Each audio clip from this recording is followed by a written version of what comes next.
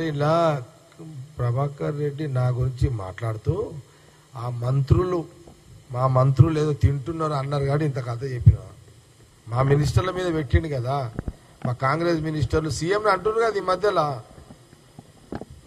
ఇప్పుడు ముఖ్యమంత్రిగా నిజంగా చెప్తున్నా భయ్, ఇప్పుడు రేవంత్ రెడ్డి ఎంత సతాయించిరా ఓ మాట అనుకుందాం, ఏమని ఎంత సతాయించి కొడుకులు చెప్పు. ఈ రాష్ట్రంలో ఇద్దరు సతాయించిరాళ్ళు, రేవంత్ రెడ్డిని జగ్గారెడ్డిని. ఎందుకంటే మేమిద్దరం మిండెళ్ళం కాబట్టి, ఎవరికి కేసీఆర్ ఫ్యామిలీకి మేమిద్దరము మిండెళ్ళం అంటే తెలుసా మీకు? సరే మేమిద్దరం మిండెళ్ళం కాబట్టి ఓకే, మేము మిండెళ్ళం కాబట్టి మమ్మల్ని అటాక్ చేయాలి మరీ కింద. ఇప్పుడు రేవంత్ రెడ్డి అట్లా చేస్తలేడు, చేస్తే అటాకులు వస్తాయి కొడుకులకు. ఏమని ఎంత అన్యాయమే అది. నేను ఆ రోజు సీఎం రేవంత్ రెడ్డి చూసినా కదా ఆయన పీసీసీకి ఉన్నప్పుడు ఇంట్లోకి పోయి దర్వాజాలు దాన్ని అలా మిస్సెస్ ఒక దిక్కు ఏం చేయలేని పరిస్థితి.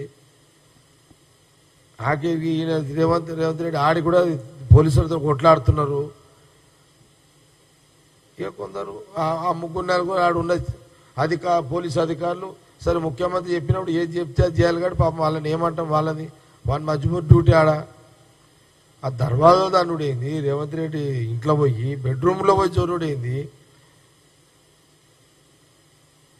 ఏమన్నా ఏంది ఇదంతా?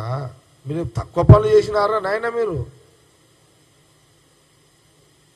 మరి ఎవరికైనా కోపం ఉంటుంది, మరి నీటిలో దొరుకుతాను వాగుతారా మీరు ఎవరైనా చెప్పండి. ఆ రోజు ఏమైందా మీ తెలివేంత?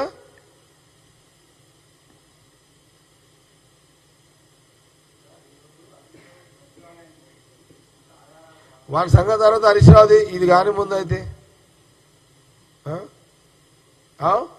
ఎంత ఎంత అన్యాయం ఇది. ఎంత ఓపెన్గా టీవీలలో చూస్తూనే ఉన్నారు కదా అందరూ, మినిట్ మీరు టీవీలలో చూపెట్టారు కదా, ప్రజలకైతే చూపించి మీరు మీ బాధ్యత మీరు చేసిర్రు, ఏం జరుగుతుంది అని చూపించారు కదా ఆ రోజు.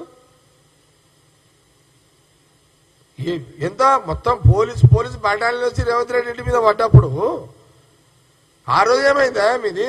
ఆ రోజు ఏం తెలివైంది? ఇప్పుడు పెద్ద మాటలు మాట్లాడుతున్నారు. ఆ రోజు లేవా ఇవన్నీ ముచ్చట్లు? ఇంత పెద్ద ఏదో దౌర్జన్యం, ఏం దౌర్జన్యం మీకు చేసింది? ఎంత దౌర్జన్యం? అలా రేవంత్ రెడ్డి చీర కూడా చేస్తున్నాడు మిమ్మల్ని. ఎందుకు వద్దనుకున్నాడేమో ఆయన.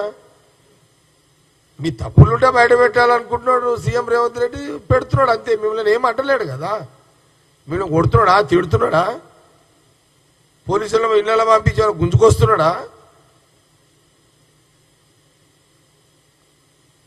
మీరే ఆడాగిరానైనా మీరైతే ఇళ్ళలో జోరారు కదా. మీరు గవర్నమెంట్ ఉన్నప్పుడు పోలీసులను పంపించారు, ఇళ్ళలో జోరీరు, ఇళ్ళ బెడ్రూమ్లలో జోరీరు, ఆయన గంటలు సతాయించారు. ఒక్క చేసారు కదా ఆ రోజు అయితే మీరు.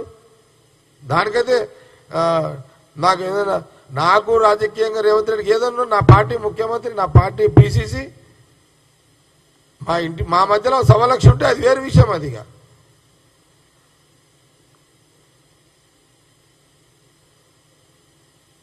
కానీ మీరు చేసిన అరాచకం, అది అరాచకమైన పరిపాలన కదా,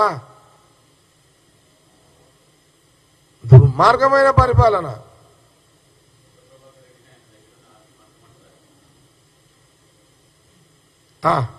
మంచి ప్రశ్న అడిగినావు. కొత్త ప్రభాకర్ రెడ్డి, నువ్వు నా గురించి మాట్లాడినావు కదా, నీ దగ్గర ఆస్తి పంచురా నాయన. నీ దగ్గర 1000 కోట్లుంటే పంచు, నువ్వు మొగని అనిపించుకో చలో. లేకపోతే నేనైనా సరే లీగల్గా 1000 కోట్లు సంపాదించి నేను పంచి పెడతా, చూస్తా. అది కూడా నీదా మొగతనం, జగరెడ్డి మొగతనం చూపెడతా. నువ్వు మొగను అయితే, నీకు మొగతనం ఉంటే నీ దగ్గర ఆస్తి పంచు. లేకపోతే నేను ఆల్రెడీ మొగోనే పంచుట్లా, నేనైనా లీగల్గా పంచి లీగల్ సంపాదించి పంచుతా.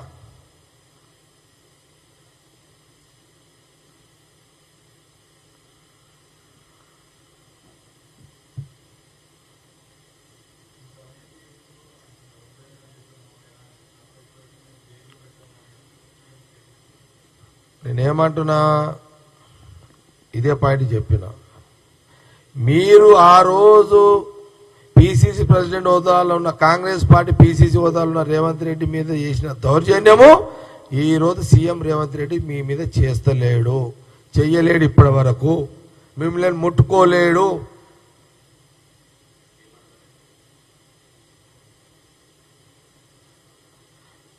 నేను చేయమని చెప్ప, ఆయన చేసి మూడులో కూడా ఉండడా